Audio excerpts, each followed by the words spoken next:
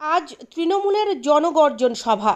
লোকসভা ভোটের আগে কি বার্তা দলনেত্রীর, তাকিয়ে কর্মী সমর্থকরা। এ নিয়ে চতুর্থবার ব্রিগেড করছে ঘাসফুল শিবির। আর এই জনগর্জন সভায় যোগ দিতে শিয়ালদায় তৃণমূলের কর্মী সমর্থকরা আজ সকাল থেকেই একত্রিত হচ্ছেন। আজ সকাল 10টা নাগাদ শিয়ালদায় জনগর্জন সভায় যোগ দেওয়ার আগে সংবাদ মাধ্যমের মুখোমুখি হলেন বিধায়ক নির্মল ঘোষ। এদিন কি বলছেন তিনি, আসুন শুনে নেওয়া যাক। বাংলা ভারতবর্ষে রাজ্য হিসেবে সেরা।